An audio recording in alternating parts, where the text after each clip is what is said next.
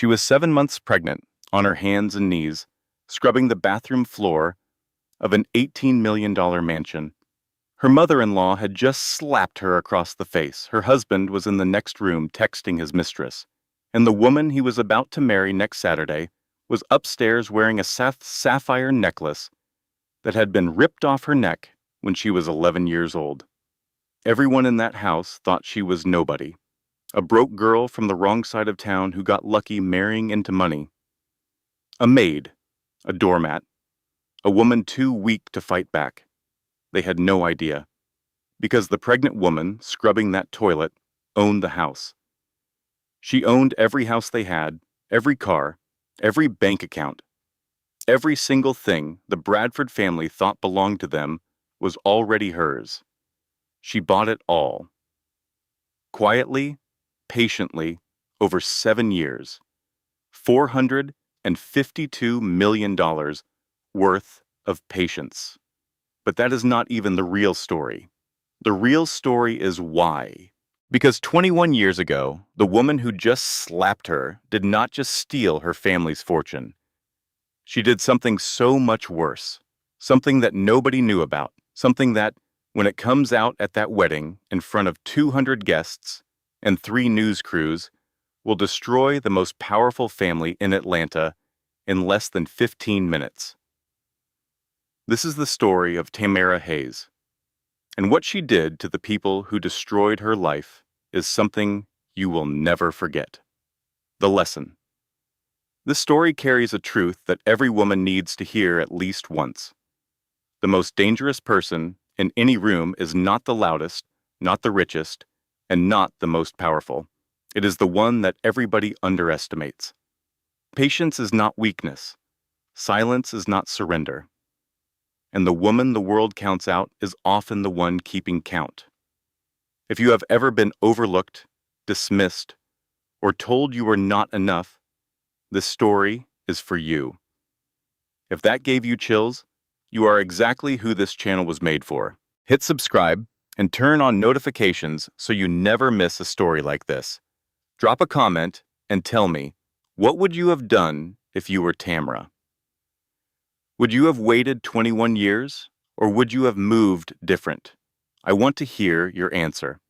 And if you know a woman who needs to hear this tonight, someone going through something hard, someone who is being underestimated right now, share this video with her. Sometimes one story at the right moment can change everything.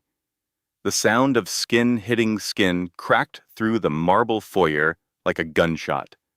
For 2 full seconds, Tamara could not see anything except white spots dancing across her vision.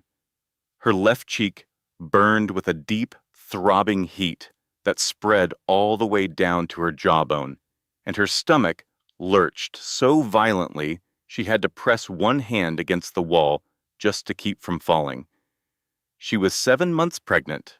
7 months. Her belly stretched the fabric of the gray maid's uniform they made her wear, and her ankles were so swollen she could barely fit into her shoes anymore. The baby inside her kicked hard, like she could feel her mama's pain, like she was trying to fight back even though she had not yet taken her first breath in this world. Vanessa Bradford stood over Tamara with her hand still raised, her diamond bracelet catching the afternoon light that poured through the floor-to-ceiling windows. She was 61 years old, immaculately dressed in cream-colored silk, her silver hair swept into a perfect chignon. She looked like the kind of woman who hosted charity galas and sat on museum boards.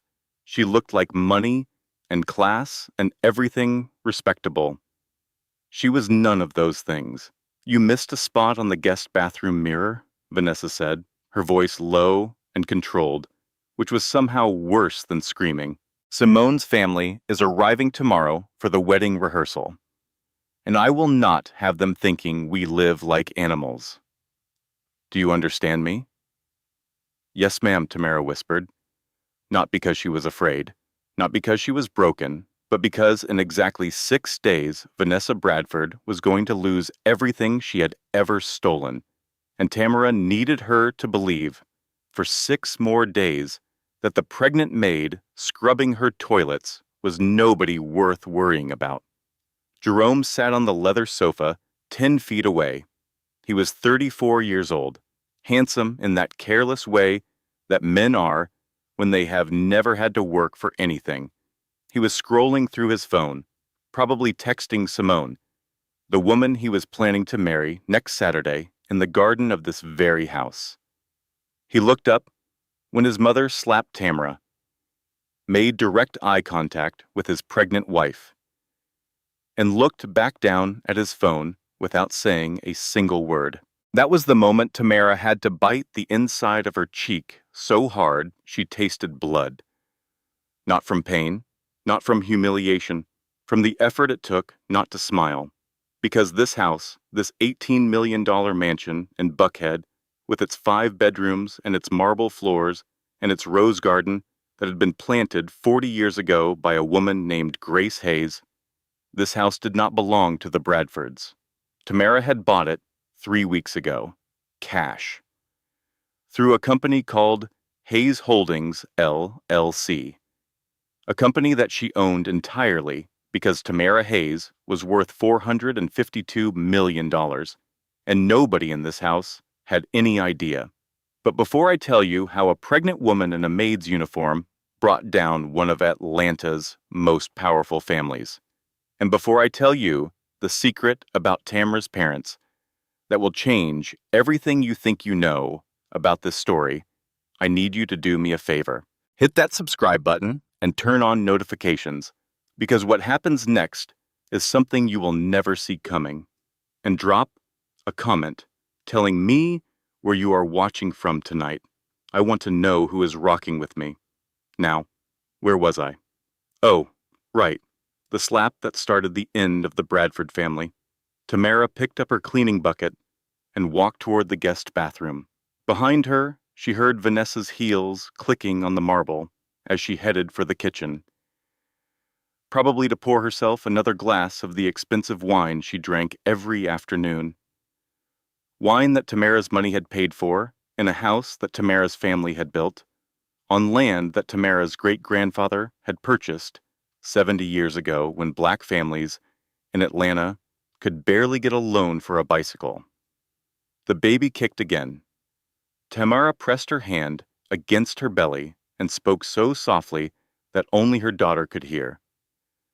6 more days, baby girl. Just 6 more days. To understand what Tamara was about to do, you need to understand what was done to her. And to understand that, we need to go back 21 years to a house in Cascade Heights, to a Tuesday evening in October when an 11-year-old girl's entire world was erased in the time it takes a traffic light to change from green to red. Tamara Hayes grew up in a white Victorian house with a wraparound porch and a swing hanging from the big oak tree in the front yard. The house had been in her family for 4 generations, starting with her great-grandfather, Samuel Hayes, who arrived in Atlanta in 1952 with $40 in his pocket and a stubbornness that his wife said could outlast a Georgia summer. Samuel started with 2 corner stores in the West End. By 1970, he owned 12 properties. By 1980, he had a real estate portfolio that stretched from Atlanta to Houston. He was not the kind of man who showed off. He drove a 10-year-old Buick and wore the same brown suit to church every Sunday. But when Samuel Hayes shook your hand on a deal, the banks in Atlanta paid attention. Tamara's father, David, took over the family business and grew it even further. Her mother, Lorraine, was a music teacher at the elementary school 3 blocks from their house.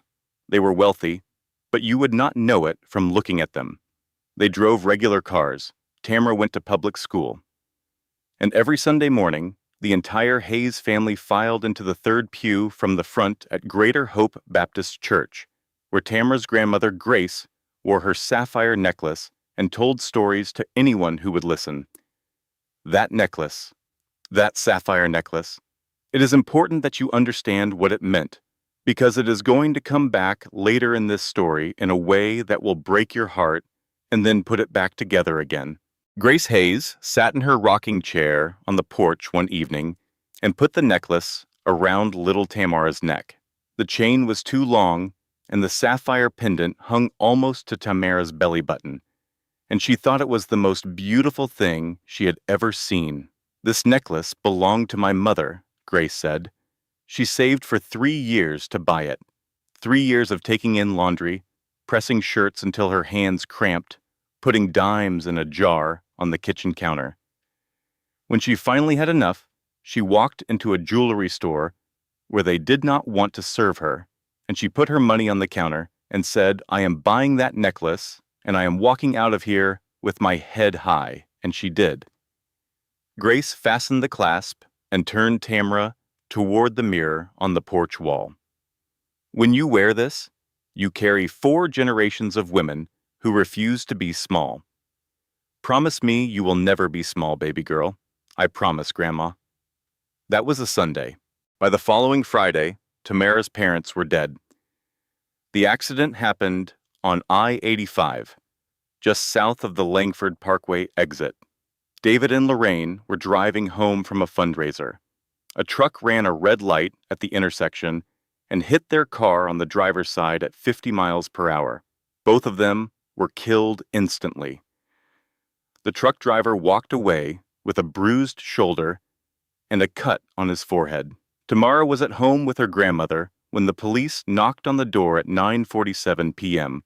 She remembers the exact time because she was watching the clock, counting the minutes until her parents came home so she could show her daddy the A+ she got on her math test. The police officer was young, and his voice shook when he told Grace Hayes that her son and daughter-in-law were gone. Grace made a sound that Tamara had never heard before and hoped she would never hear again. It was not a scream.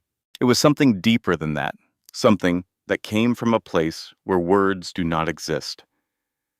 3 days later, Grace had a massive stroke. The doctor said it was brought on by extreme emotional distress. She survived, but she was never the same. She spent her remaining years in a care facility, sometimes recognizing Tamara, sometimes calling her Lorraine, sometimes just staring out the window at a world that had taken too much from her. And then the Bradfords came. It was Monday morning, 8 days after the accident. Tamara was sitting in the living room in her pajamas, trying to understand a world where her parents simply did not exist anymore, when a black Mercedes pulled into the driveway. Vanessa Bradford walked into the Hayes home like she already owned it. She was 40 years old then, sharp-featured and expensively dressed, with a lawyer at her side and a stack of documents in a leather folder. She told the family housekeeper that David Hayes had taken out $12 million in loans from the Bradford family, secured against the Hayes properties. Now that David was dead, the loans were being called in, immediately. 11-year-old Tamara did not understand any of the words. She just knew that strangers were in her house, that the housekeeper was crying, and that within a week, movers were carrying out furniture that had been in her family for 4 generations, while Vanessa Bradford supervised with a smile that did not reach her eyes. Tamara stood on the front steps, clutching her grandmother's sapphire necklace. It was the one thing she had managed to grab from her mother's jewelry box. She held it against her chest like a shield. Vanessa noticed. She walked over to Tamara, bent down to eye level, and spoke in a voice so sweet it could have been mistaken for kindness. "That is a pretty necklace, sweetheart," but it was listed as collateral too, and she unclasped it from Tamara's neck, took it right off an 11-year-old orphan standing on the steps of her own family's home, straightened up, put it in her pocket, and walked away. Tamara watched her go. She did not cry. She did not scream. She just stood there, feeling the ghost of the chain on her neck, and made a promise to herself that was even stronger than the one she had made to her grandmother. Nobody from the community stepped in. Mrs. Patterson from church said she would look into it and never called back. Mr. Johnson, who had been David Hayes's business partner for 15 years, suddenly could not return phone calls. The Williams family next door closed their curtains when Tamara knocked. She entered the foster care system that Wednesday. Over the next 7 years, she was placed in 6 different homes. Some were kind, some were not. In all of them, she was the quiet girl who stayed up late reading, who never asked for anything, who kept a list in a spiral notebook that she hid under her mattress. The list had 2 columns. In the left column, she wrote down everything the Bradfords had taken, every property, every dollar amount, every document number she could remember or find in public records. In the right column, she wrote down everything she was going to take back. She updated that list every single week for 21 years. When Tamara aged out of foster care at 18, she had $43, a duffel bag, and a spiral notebook full of numbers. She also had something that no amount of money can buy and no amount of cruelty can destroy, which is the absolute bone-deep certainty that she was going to make things right. She worked 3 jobs. Mornings at a diner off Peachtree Street where the tips were bad, but the coffee was free. Afternoons at a hotel front desk where she taught herself to use spreadsheets and databases between check-ins. Weekends cleaning houses in Buckhead, where she walked past the Hayes family home at least once a month just to remind herself what she was working toward. She put herself through community college, then transferred to Georgia State University, where she majored in business with a minor in forensic accounting. Her professors said she had a gift for numbers. What they did not know was that her gift was fueled by something much more powerful than academic curiosity. It was fueled by a list in a spiral notebook. It was at Georgia State that she met Nina Watts. Nina was from Detroit, loud as a fire alarm and twice as impossible to ignore. She was studying forensic accounting because, as she put it, I like catching people who think they are smarter than everyone else. She sat next to Tamara in an intermediate accounting class, and within 15 minutes had told Tamara her entire life story, asked about Tamara's life story, and declared that they were going to be best friends whether Tamara liked it or not. They were an odd pair. Tamara was quiet, careful, always thinking 3 steps ahead. Nina said whatever came into her head and figured out the consequences later. But underneath their differences, they recognized something in each other. They were both women who had fought for everything they had, who understood that the world does not hand you anything, and who refused to apologize for wanting more. It was Nina who helped Tamara dig into the Bradford finances. They spent 2 years pulling public records, tracking property transfers, cross-referencing signatures, and notary stamps and corporate filings. And what they found made Tamara's blood go cold. The loans that Vanessa claimed David Hayes had taken out were completely fabricated. Every single one. The signatures were forged. The notary stamps came from a notary who was on the Bradford family payroll. The dates on the documents did not match the business records from the banks that supposedly issued the loans. Vanessa Bradford had not just stolen from the Hayes family. She had committed fraud, forgery, and theft on a scale that should have sent her to prison for decades. And she had used the stolen Hayes properties as collateral to build her own empire. Every house the Bradfords owned, every investment, every country club membership, every bottle of expensive wine Vanessa Bradford drank on a Tuesday afternoon was built on what she had taken from an 11-year-old orphan. "Girl," Nina said, staring at a spreadsheet that mapped out 17 years of fraud. "You are telling me these people forged documents to steal from a dead man's child and nobody did anything in Atlanta? Nobody cared enough to look," Tamara said. Well, I care, and I am nosy. So let us keep looking. Then, on Tamara's 25th birthday, everything changed. She was working the front desk at the hotel when a man in a gray suit walked in and asked for her by name. He was 78 years old, thin as a rail, with reading glasses perched on the end of his nose. His name was Eugene Calloway, and he had been her grandfather's lawyer for 40 years. Miss Hayes, he said, sitting across from her at a table in the hotel lobby. I have been looking for you for quite some time. Your grandfather was a careful man. Before he passed, he established an irrevocable trust. The terms were very specific. No creditor, no claimant, no spouse, and no outside party could touch it. The funds would only be released to you directly on your 25th birthday. Tamara's hands were shaking. How much? Mr. Calloway adjusted his glasses. Between the original capital and the investments your grandfather made over the decades, real estate, technology, venture capital, the trust has grown considerably. How much, Mr. Calloway? $452 million. Tamara sat down so fast she nearly knocked over her chair. Then she did something Mr. Calloway did not expect. She did not jump up and down. She did not scream. She started crying. Not happy tears, angry tears.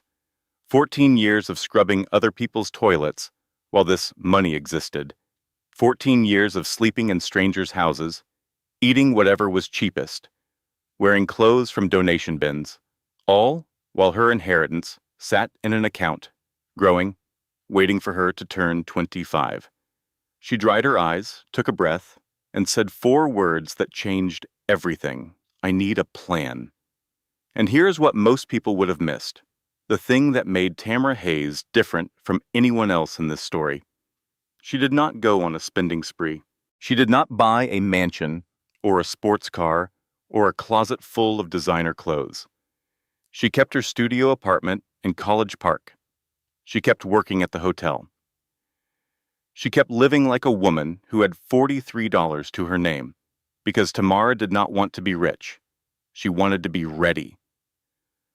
Over the next 5 years, with Nina handling the forensic accounting and a team of lawyers working through shell companies that could never be traced back to her, Tamara quietly bought everything the Bradford family had their name on. Every mortgage purchased from the banks that held them. Every business loan acquired at a discount. Every line of credit, every investment account, every property deed.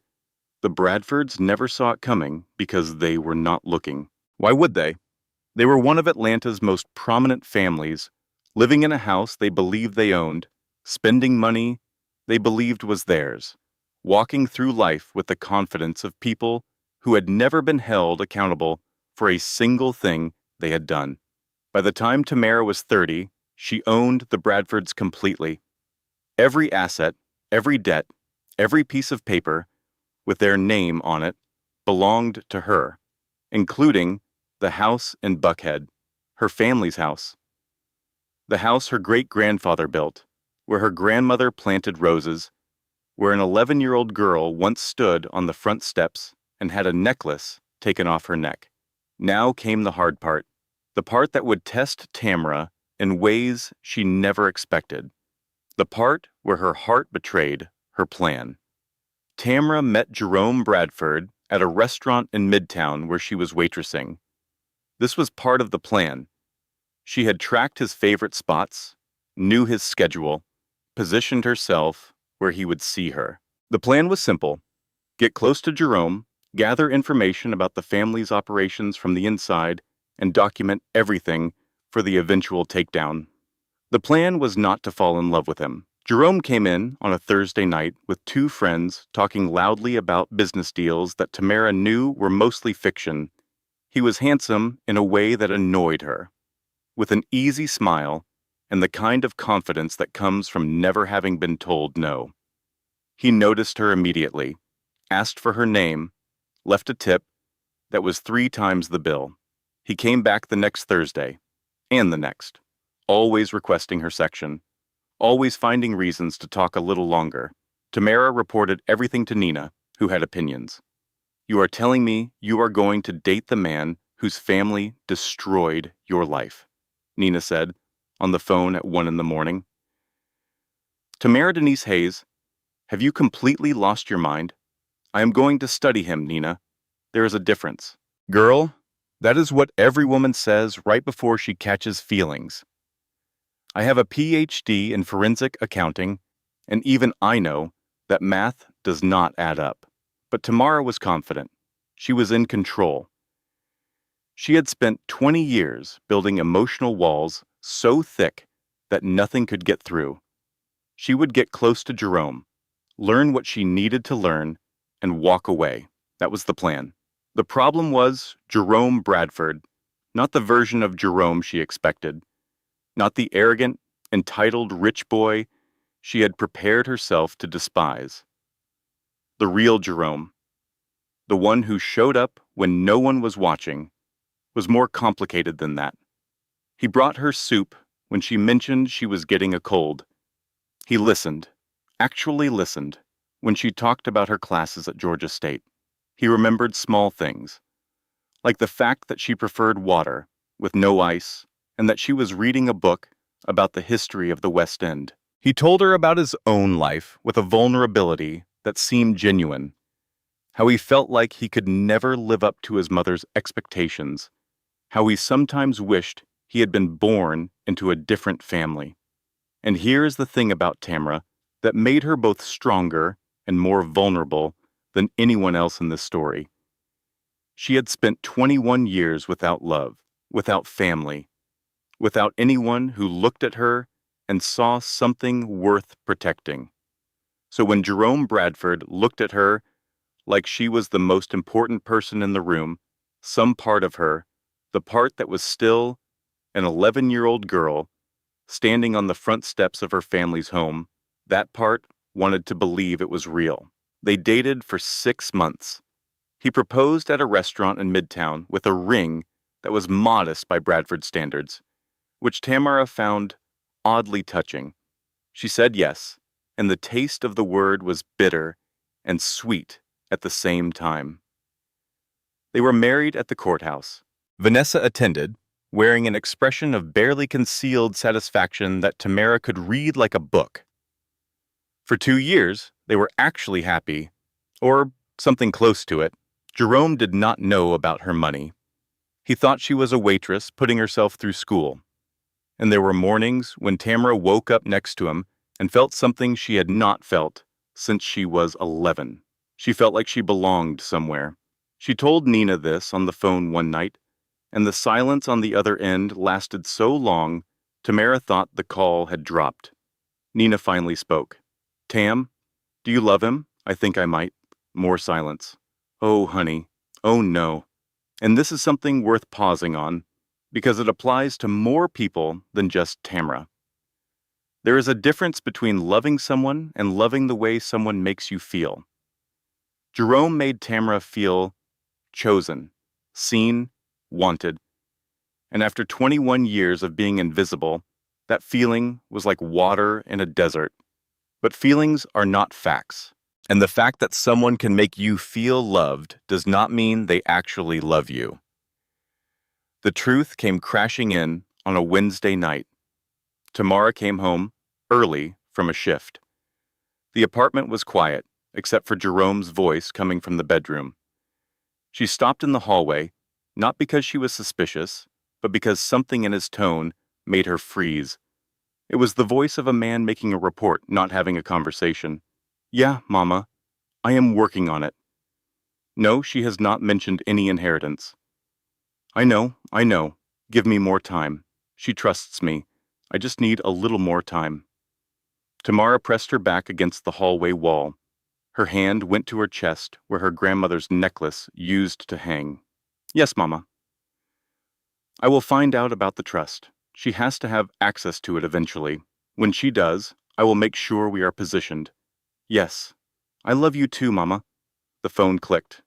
Jerome walked out of the bedroom, humming to himself, and nearly ran into Tamara.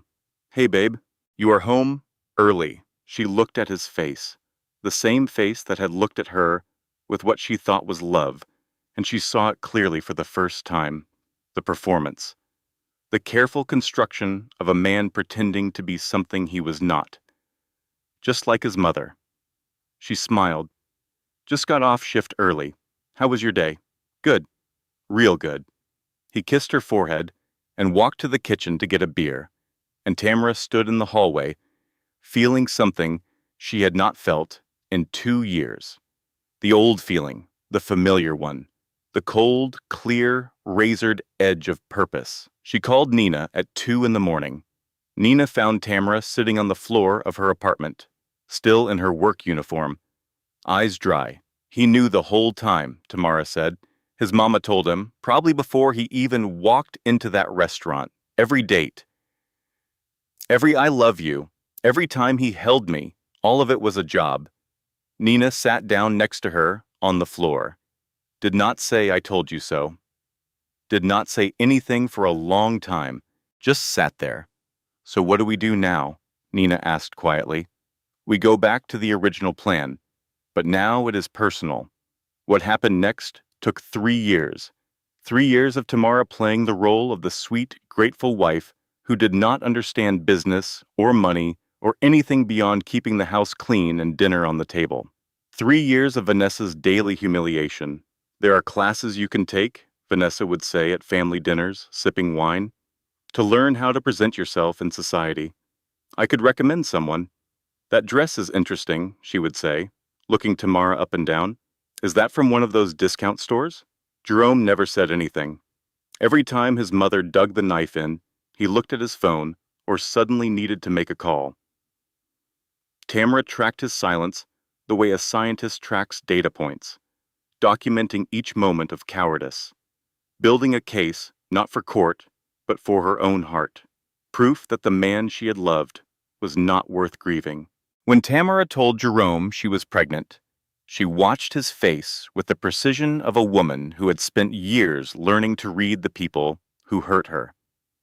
And she saw something extraordinary. For exactly 1 second, maybe less, genuine happiness crossed Jerome's features. Real joy, the kind that starts in the eyes and works its way down to the mouth. She saw the man he might have been if Vanessa had not hollowed him out and filled him with her own ambition. Then he glanced at his mother across the dining room table, and the happiness was replaced by something cold and practiced. "Are you sure it is mine?" he said. 5 words, spoken in front of his mother, in front of the dinner table, with the mashed potatoes getting cold and the baby already growing inside Tamara, already forming tiny fingers and tiny toes, and a heart that was beating 160 times a minute. 5 words that told Tamara everything she needed to know. Whatever piece of the real Jerome had existed, Vanessa had killed it a long time ago. The mistress came next, Simone Ledoux from New Orleans. 29, beautiful, an Instagram influencer with expensive taste, and a talent for not asking questions about where money came from. Jerome started bringing her around the way you introduce a slow poison. First, she was a work colleague, then a friend, then she was sleeping over, then she was living in the house, decorating the master bedroom with throw pillows she ordered online, while Tamara slept in a room that used to be a storage closet. Vanessa delivered the final terms over breakfast one morning, speaking in the measured tone of a woman who had been rehearsing cruelty her entire life. "Jerome has found someone more suitable," Vanessa said, buttering a piece of toast. "You can stay and earn your keep. God knows you are used to cleaning, or you can leave with nothing. Your choice." Tamara thought about the phone in her pocket. One call to Nina and the Bradfords would be on the street by morning. One call, and it would all be over. But the wedding was in 3 weeks. Jerome and Simone's wedding, in her family's garden. And Tamara wanted everyone there, every person who had turned their back on an 11-year-old orphan, Every society friend, every church member, every coward who had closed their curtains and unplugged their phones. She wanted an audience. "I will stay," Tamara said. Vanessa smiled. Smart girl. For 4 months, Tamara cleaned. She scrubbed 5 bathrooms every day, washed Simone's laundry, and cooked meals she was not allowed to eat at the family table. She served Simone breakfast in bed and said yes ma'am and no ma'am, and pressed her uniform every morning and slept in a room so small she could touch both walls with her arms outstretched. The baby grew. Tamara's feet swelled. Her back ached, but she cleaned and she smiled and she waited. Then came the necklace. It was a Tuesday afternoon. Tamara was on her hands and knees, scrubbing the master bathroom tile, when Simone walked in, wearing a bathrobe and a sapphire necklace, Grandma Grace's necklace, the one that had been passed down through 4 generations, the one that was taken off an 11-year-old's neck on the worst day of her life. "Jerome gave me this as an engagement gift," Simone said, admiring herself in the mirror. "Is it not gorgeous?" He said it is vintage. "Probably worth more than your whole life." She laughed and walked away, and Tamara gripped the edge of the bathtub so hard her knuckles turned white. The baby kicked. Hard. Like she could feel what her mama was feeling. Like she was saying, "I am here. Hold on." Tamara locked the bathroom door, sat on the tile floor, 7 months pregnant, in a maid's uniform, in her own family's house, and she cried, the kind of crying that comes from somewhere so deep it does not make a sound. She called Nina from the bathroom floor. "I cannot do this anymore," she whispered. "I cannot." "Yes, you can." 3 more weeks, Tam. 3 weeks and they lose everything. She is wearing my grandmother's necklace. That woman is wearing my grandmother's necklace, and she does not even know what it means. Then in 3 weeks, you are going to take it back. And she is going to know exactly what it means. With 2 weeks left before the wedding, Tamara and Nina worked through the final details of what Nina had started calling Operation Rose Garden, named after the roses Tamara's grandmother had planted 40 years ago that were still blooming outside the kitchen window. The plan was layered. On the day of the wedding, a process server would enter the garden at exactly 10:01 a.m. and serve eviction notices. Tamara would reveal her identity. News crews would arrive at 10:15. A retired judge who owed Nina a favor had expedited the eviction paperwork. But Nina had also found something new, something that changed the scale of everything. While digging through the Bradford financial records, Nina discovered that Vanessa had been siphoning money from the family's investment accounts for years, moving it through a series of transfers that ended in an offshore account in the Cayman Islands. $6 million. Even Marcus Bradford did not know about it. "Your mother-in-law has been stealing from her own family," Nina said. "She has got $6 million sitting offshore that nobody knows about." "That woman stole from a dead man's child," Tamara said. "You think she would not steal from her own husband?" Nina leaned back in her chair. "Okay, I need to say this out loud just to make sure I have it right. We have property fraud, document forgery, embezzlement, offshore tax evasion, and she slapped a pregnant woman in a maid's uniform. Is there anything this woman has not done? You will find out on Saturday." Nina paused. "What does that mean?" "It means there is something else, something worse than all of it, and I am not ready to talk about it yet." During those 2 weeks, Tamara also visited someone she had not seen in a long time, Pastor Michael Hayes, her great-uncle, who ran a small church in the West End. He was 68 years old, with a voice like warm gravel, and hands that were always folded, like he was either about to pray or had just finished. He was the only family Tamara had left, and he did not know about her money or her plan. They sat in his tiny office behind the sanctuary, drinking coffee from mugs that did not match. Uncle Michael, if someone stole everything from you, and you had the power to destroy them completely, would you? Pastor Michael looked at her for a long time. Depends on what it cost you, baby girl. What do you mean? I mean, revenge has a price, and the bill always comes due. You can get justice without losing your soul, but you have to know the difference. What is the difference? Justice is about making things right. Revenge is about making someone feel what you felt. They look similar from the outside, but they come from completely different places inside you, and the one you choose will determine who you become on the other side. Tamara drove home that night thinking about his words.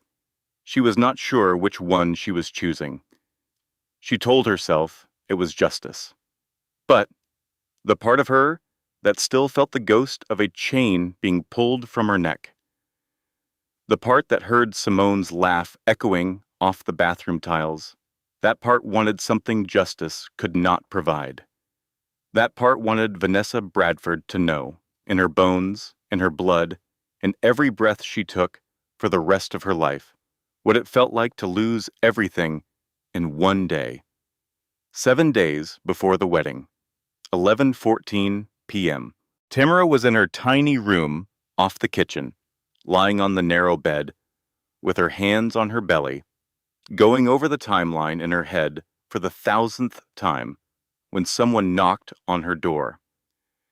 She opened it to find Marcus Bradford. He was Jerome's father, 63 years old, a man who had once been tall and commanding but now looked like someone had let the air out of him. His eyes were bloodshot. His breath smelled like bourbon. But there was something in his expression that Tamara had never seen before. It looked like the face of a man standing at the edge of a cliff, trying to decide whether to step forward or back. "I know who you are," he said. Tamara's blood went ice cold. "I have always known. You look exactly like your mother. Same eyes, same chin, same way you hold your head when someone is trying to make you feel small." He sat down heavily in the only chair in the room. "I want you to know something. Those loans, the ones Vanessa said your father took out, they were fake. Every single one. She made me sign the papers. She said it was just business, that your family owed us money. But I knew it was wrong. Then why did you not stop it?" "Because I was scared of her. I have been scared of her for 40 years. Marcus looked at his hands. They were shaking. "There is something else," he said. "Something I should have told somebody a long time ago." He looked up at Tamara. His eyes were the eyes of a man who had been carrying a weight that was finally crushing him. "Your parents' accident, the truck that hit them, on I-85. What about it?" "The driver. His name was Eddie Sims. Vanessa paid him. She paid him $50,000 to run that red light." The room went silent. Not the quiet kind of silent, the kind of silent that swallows everything, that makes the air feel thick, that makes time stop moving. "She did not just steal from your family, Tamara. She killed your parents. She murdered them for money. And then she took their orphan daughter's inheritance and built her whole life on it." Tamara could not breathe. The room tilted. She gripped the edge of the bed and forced herself to stay upright, forced herself to keep listening, because she needed to hear every word. She needed it all. Marcus told her the rest.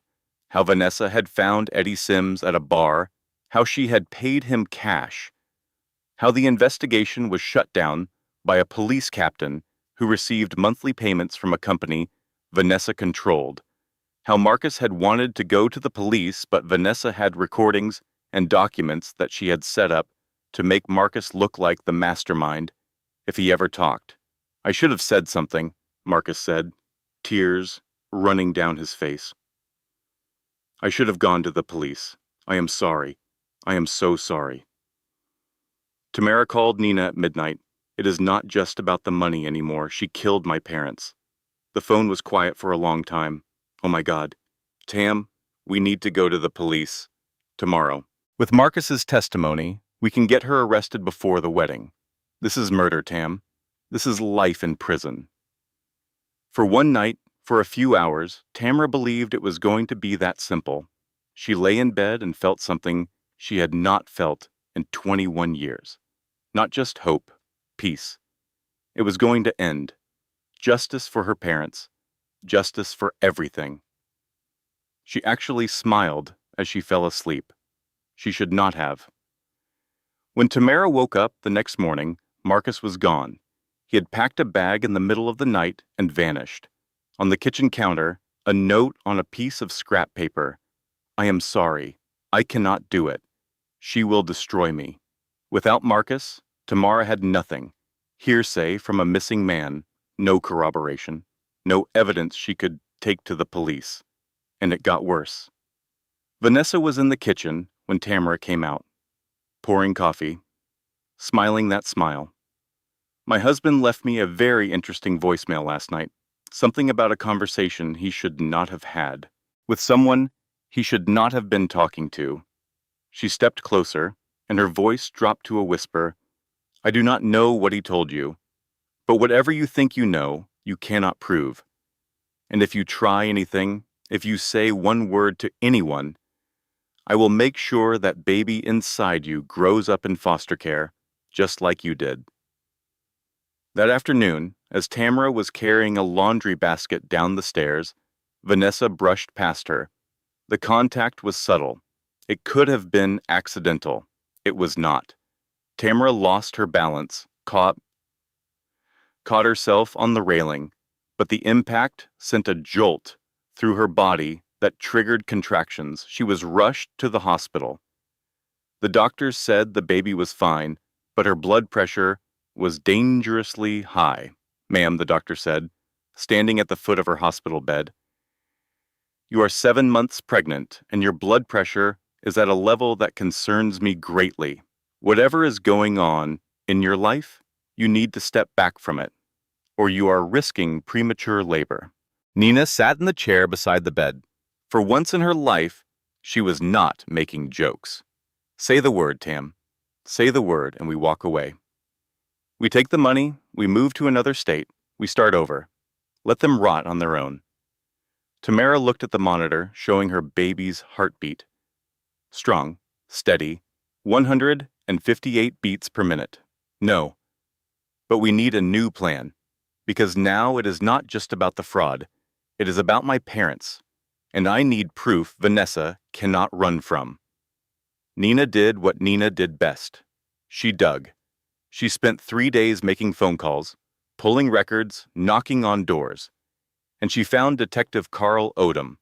Odom was retired Atlanta PD, 55 years old, with a salt and pepper beard and the careful movements of a man who had spent 30 years learning that the truth rarely shows up on schedule.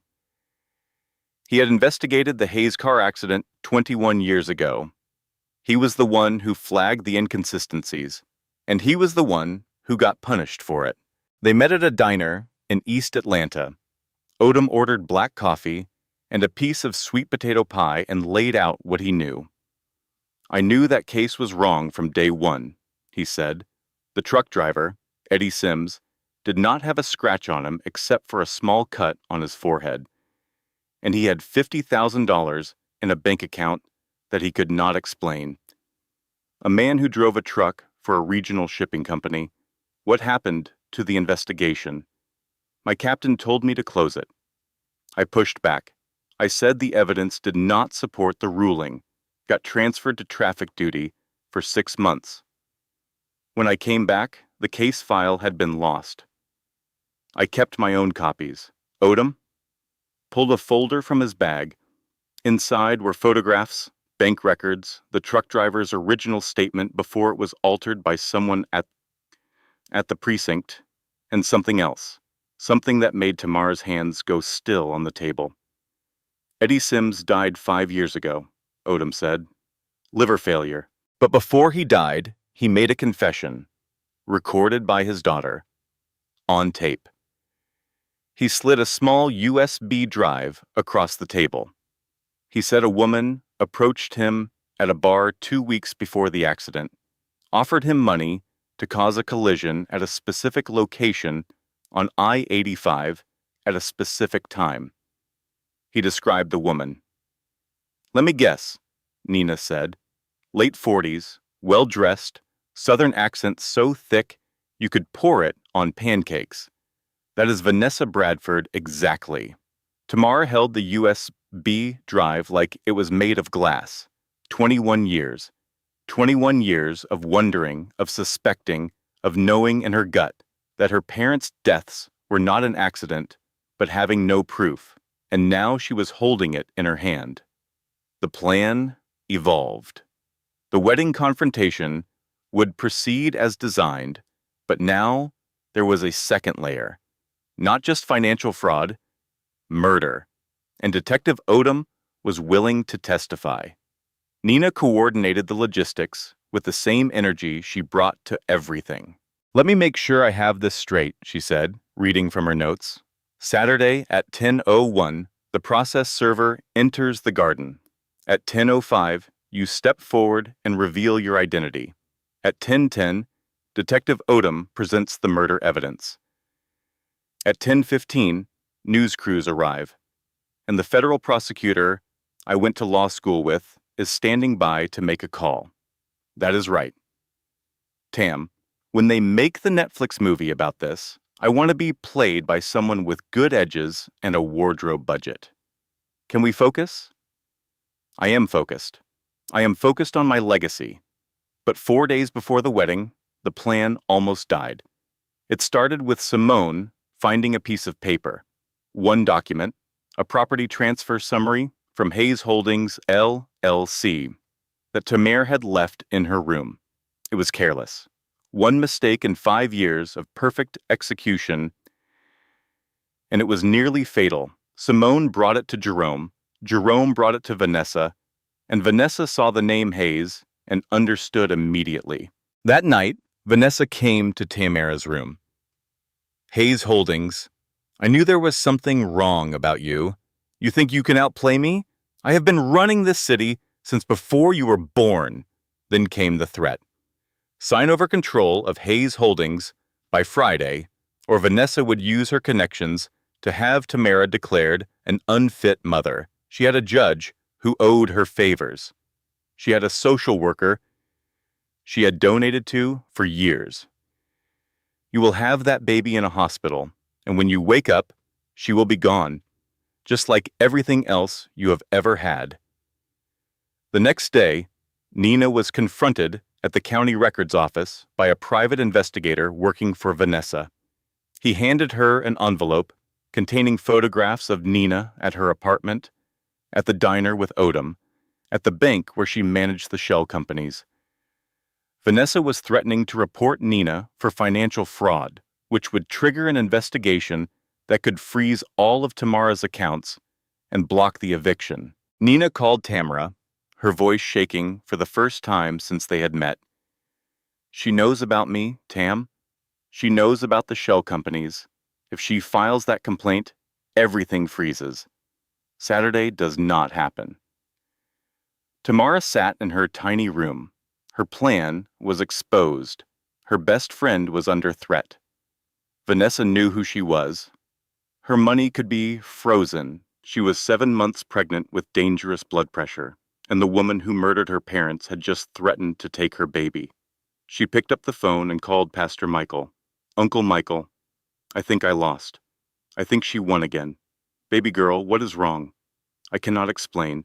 I just need you to pray for me. Because I do not know what to do anymore." She hung up, pressed both hands against her belly, and felt her daughter kick. And here's the thing about resilience that most people get wrong. Resilience is not about never falling apart. It is not about being strong every minute of every day. It is about what you do in the 20 minutes after you break down. Tamara gave herself permission to cry. She gave herself permission to be terrified. And then she picked up the phone and called Nina back. "Okay, Plan C. What do we have?" Saturday came with the kind of weather that makes you believe God is paying attention. Sunny, warm, a light breeze carrying the scent of roses from the garden, where Tamara's grandmother had planted them 4 decades ago. Here is what had happened in the 48 hours since everything fell apart. Nina had contacted the federal prosecutor she knew from law school. She told him about Vanessa's threats, the extortion, the attempted obstruction, and then she told him something that made him sit up very straight. "I have been wearing a wire since this started," Nina said. "Every conversation with that PI, every threat, recorded." Nina: "You have been wearing a wire? Girl, I watch Law and Order. I have been wearing a wire every day since I started pulling records. You think I was going to walk into a fight with Vanessa Bradford without evidence?" The recordings changed everything by threatening to file false fraud complaints to block a legal property transfer. Vanessa had committed federal extortion. The prosecutor agreed to hold off until Saturday. He wanted to see how far she would go. Then came one more development. At 6 a.m. Saturday morning, Marcus Bradford walked into the Buckhead Police Precinct. But he was not filing a report against Tamara. He was recanting. In the days since he had run, Marcus Bradford had driven to a motel in Macon and sat in a room for 72 hours drinking bourbon and staring at the ceiling. And somewhere in those 72 hours, he made a decision.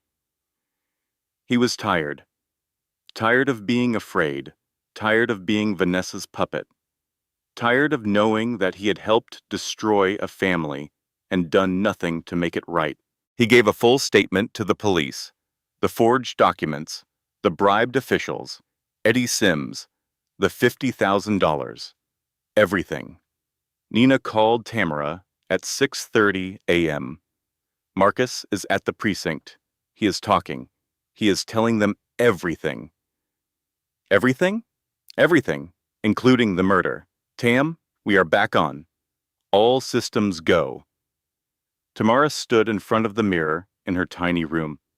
Maid's uniform, pregnant belly, swollen ankles, dark circles under her eyes from months of sleeping in a room the size of a closet. She looked like the least powerful person in the Bradford household. She looked exactly the way she wanted to look. The guests began arriving at 9:30. Tamara watched from the kitchen window as the luxury cars pulled up the circular driveway, and she recognized every single face. Mrs. Patterson from Greater Hope Baptist Church, wearing a lavender hat and pearls. Mr. Johnson, her father's former business partner, looking prosperous and well-fed. The Williams family from the old neighborhood, the Crawford sisters from the country club, Dr. and Mrs. Pemberton, who had been to Tamara's parents' house for dinner dozens of times before the accident, all of them smiling, all of them sipping champagne, all of them pretending they did not remember the 11-year-old girl whose life was destroyed in this very house. Vanessa had invited them on purpose to watch Tamara serve drinks in a maid's uniform while Jerome married someone else. One final humiliation. At 9:45, Nina arrived. She was wearing sunglasses, a church dress, and a hat so large it could have provided shade for a small family reunion. "I am blending in," Nina said, taking a seat in the back row. "Nina, you look like you are auditioning for a Tyler Perry movie." "Good, because this is a Tyler Perry movie, except we have better writers." The ceremony began at 10 a.m. sharp. The preacher was a tall man with a deep voice who talked about love and commitment and honesty, and Tamara stood by the kitchen door, listening to every word and marveling at the irony. Simone walked down the aisle in a white lace dress with a long train. She was beautiful. And around her neck, catching the morning sun, was Grandma Grace's sapphire necklace. Jerome stood at the altar looking like a man who had made a deal with the devil and was just now reading the fine print. For 1 second, as Simone approached, His eyes drifted past her to the kitchen door where Tamara stood.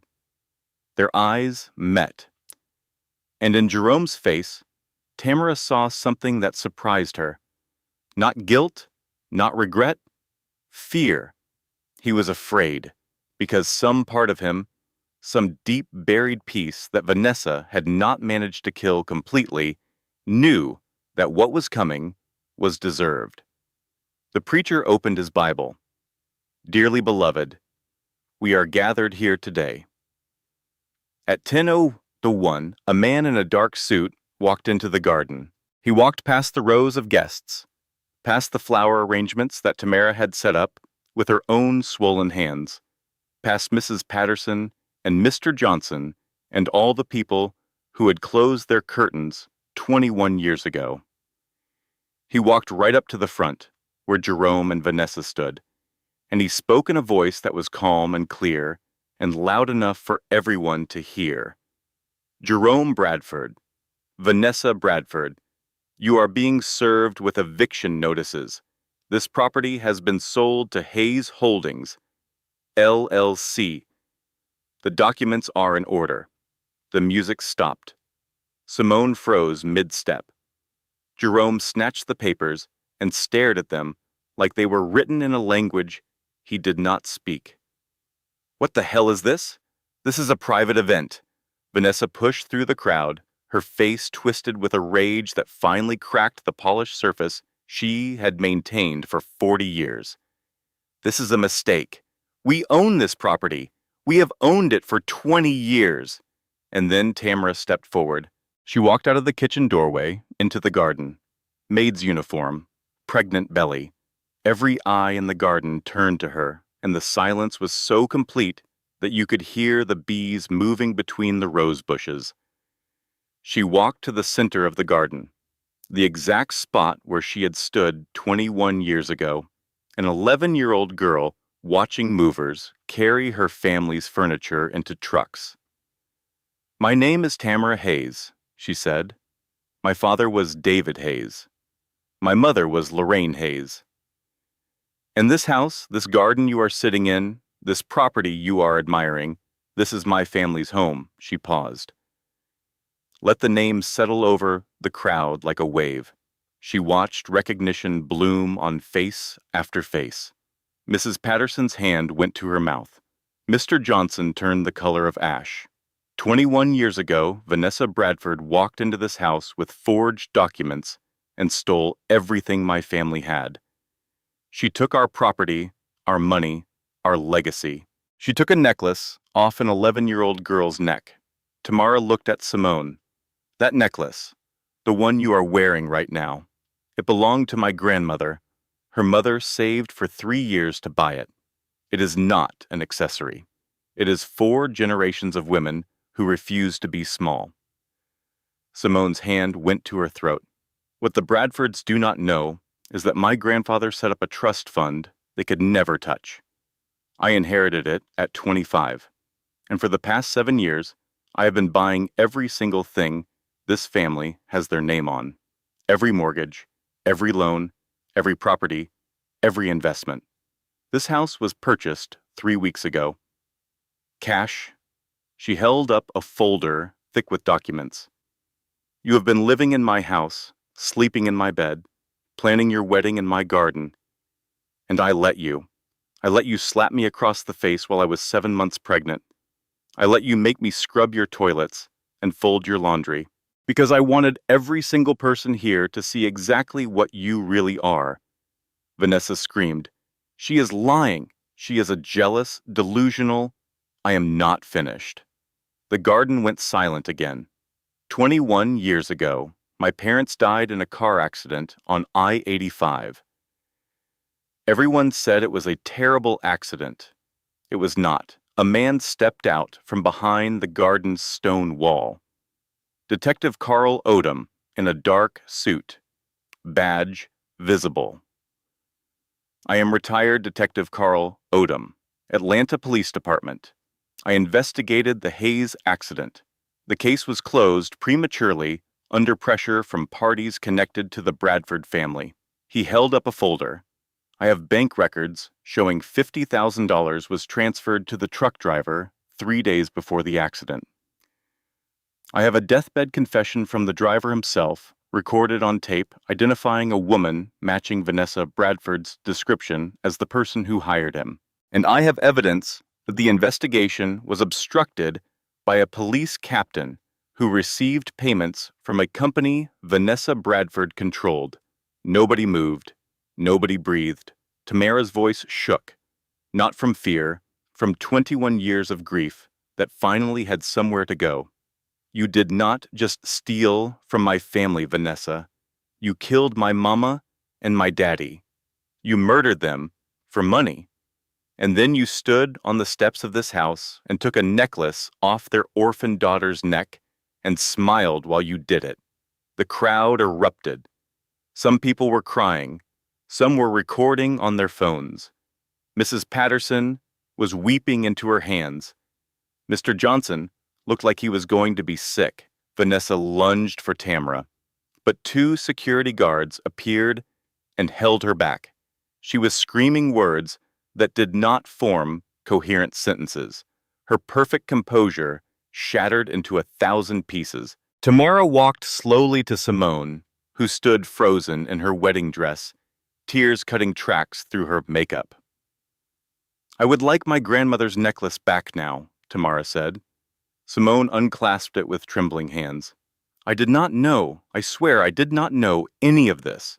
Tamara took the necklace, held it against her chest, and for one moment she was not a billionaire or an avenger or a wife or a victim. She was just a girl, getting something back that never should have been taken. At 10:15, the news vans arrived. Behind them, 2 unmarked federal vehicles. Nina's recordings of Vanessa's extortion threats, combined with Detective Odom's evidence, and Marcus Bradford's statement, had given the prosecutor everything he needed. Vanessa Bradford was handcuffed in the garden of the house she had stolen, in front of every person she had ever intimidated and impressed, wearing a $2,000 dress and an expression of pure disbelief. You cannot do this to me. I am Vanessa Bradford. I built this city. The agent putting on the handcuffs spoke calmly. Ma'am, you have the right to remain silent. From the back row, Nina said under her breath, just loud enough for the people around her to hear. Well, she definitely did not build that outfit for where she is going. Orange is going to be a problem. Jerome fell to his knees in the grass.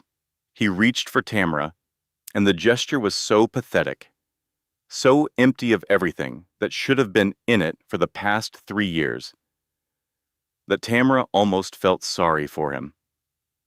Almost. Please, Tamara. I did not know about your parents. I swear, we can work this out. I will do anything.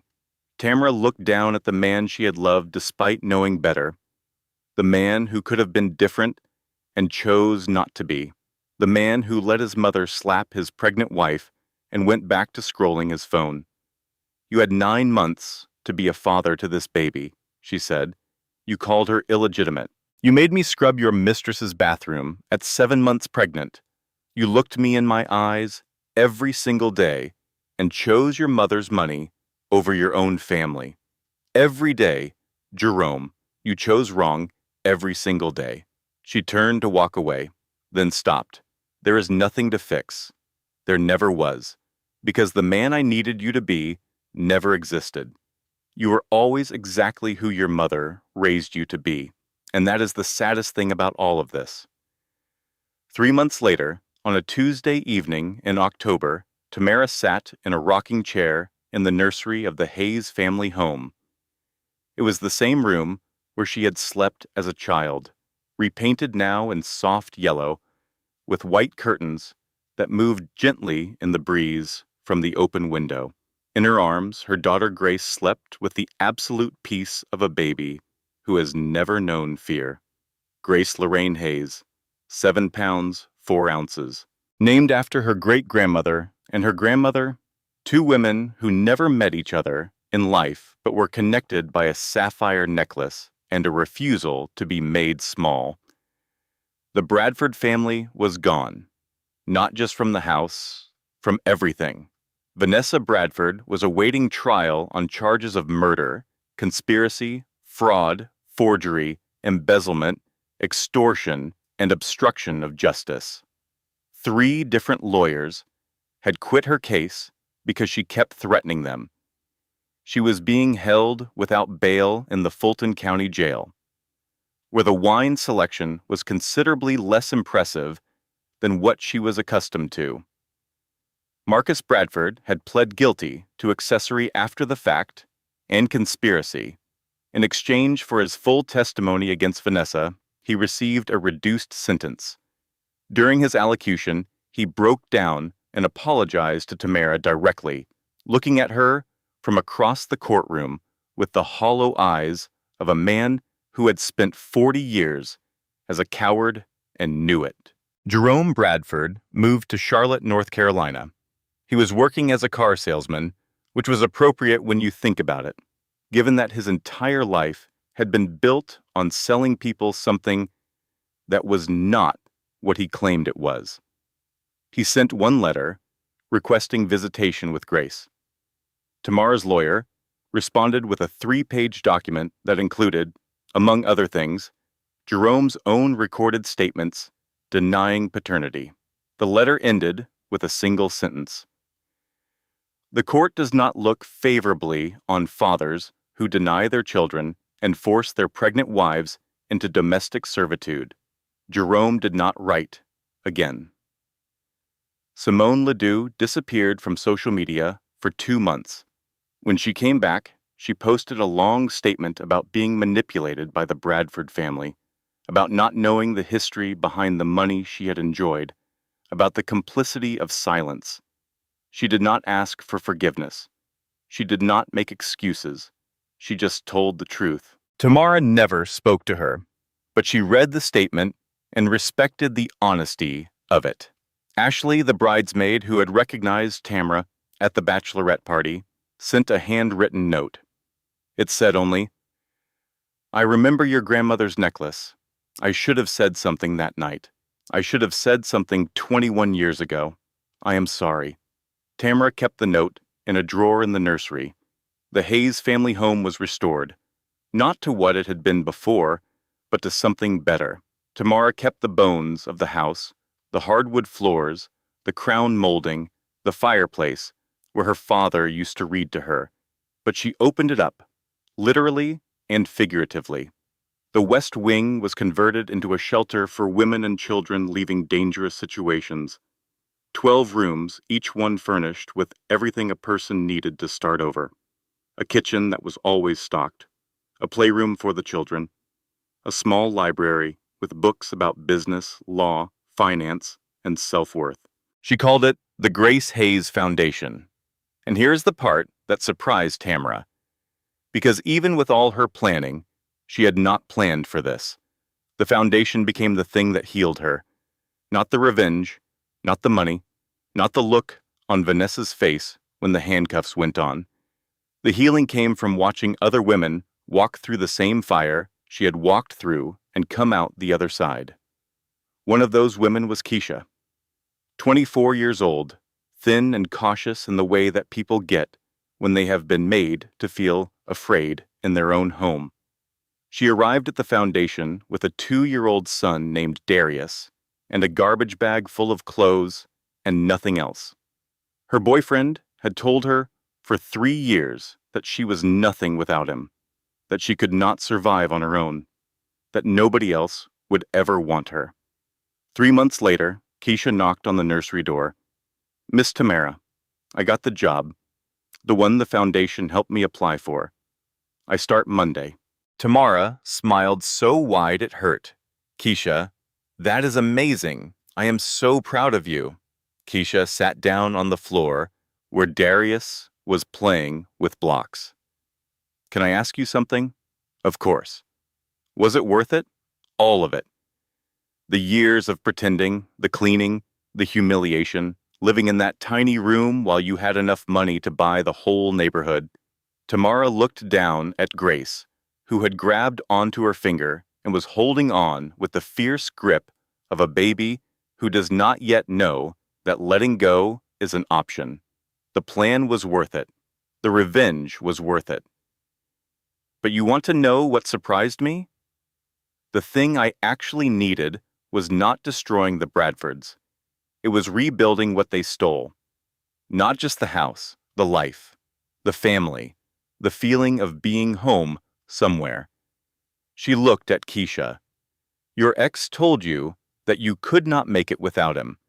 Now you have a job, an apartment starting next month, and a little boy who is going to grow up watching his mama refuse to be broken. When your ex sees you doing well, and he will see it, because people like that always keep watching, let him live with it. That is the most effective thing you can do, not because it is revenge, but because the best response to someone who told you that you were nothing is to go out and become everything. Keisha wiped her eyes and smiled. Yes, ma'am. After Keisha left, Tamara stood at the nursery window with Grace in her arms. The sun was setting over the garden, painting everything in shades of gold and amber. Below, she could see the rose bushes her grandmother had planted 40 years ago.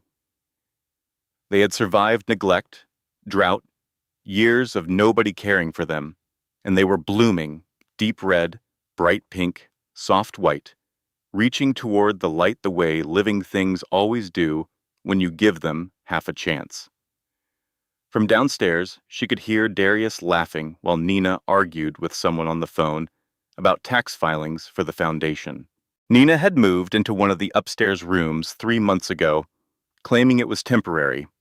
They both knew it was not. Tamara had written a letter to Grace, sealed in an envelope, to be opened on her 18th birthday.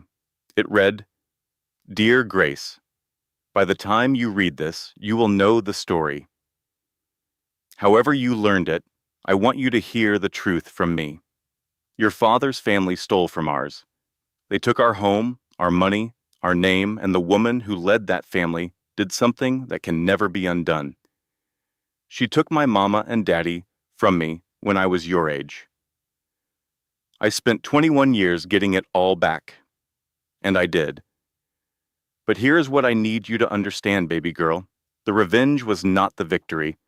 The victory is this house, this garden, you sleeping in the room where I slept as a child. The women downstairs rebuilding their lives. Your great-grandmother's necklace around my neck, where it has always belonged. Your great-great-great-grandmother saved for 3 years to buy a sapphire necklace. Your great-grandfather turned 2 corner stores into an empire. Your grandmother planted roses that are still blooming after 40 years. And your mama took back everything that was stolen, not with anger, but with patience and planning and the most dangerous weapon in the world, which is a woman who knows exactly who she is and will not allow anyone to tell her otherwise.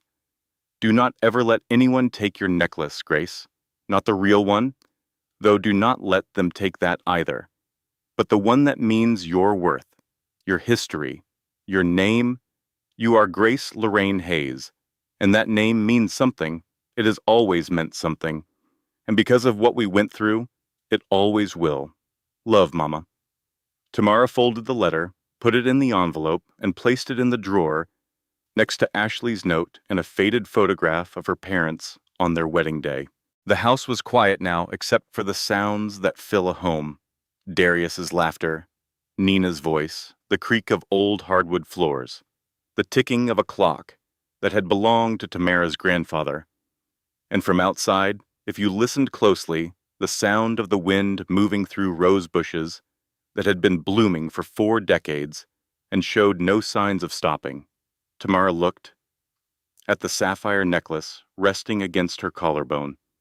4 generations, 5 now, with Grace. She held her daughter close and watched the last light of the day spread across the garden where a wedding had ended and her life had begun again. Not the life she had planned, something better, something that had room in it for more than revenge, something that had room for second chances and fresh starts, and women who knocked on nursery doors with good news, and children who laughed while building towers out of blocks. She had spent 21 years planning how to destroy the Bradford family. And she had done it. Completely, thoroughly, publicly. The Bradford name was finished. Their empire was gone. Their matriarch was in prison. Their son was selling cars in another state. But the thing that Tamara Hayes would remember most, the thing she would carry with her for the rest of her life, was not the look on Vanessa's face when the handcuffs closed. It was the weight of her daughter in her arms, the smell of roses through an open window, and the knowledge, finally, after 21 years, that she was home. And in the garden, the roses bloomed, just like they always had, just like Grace Hayes had planted them to do, just like they always would. If this story touched something in you tonight, do me a favor. Subscribe. Hit that notification bell and drop a comment telling me what you would have done if you were Tamara. Would you have waited 21 years? Would you have walked away? Would you have done it differently? And if you know someone who needs to hear this story, a woman going through something hard, a friend who feels stuck, someone who needs to be reminded that the most dangerous person in any room is the one everyone underestimates, share this video. Because stories like this do not just entertain. They remind us who we are. They remind us what we are capable of when we refuse to be made small. Until next time, stay strong, stay patient, and never let anybody take your necklace. Closing credit. This content was carefully researched, developed, and manually crafted by our creative team to deliver meaningful storytelling with real emotional value. Every character, every scene, and every turning point was designed not just to entertain, but to inspire. We believe stories have the power to remind people who they are and what they are capable of. Thank you for watching, and thank you for being part of this community.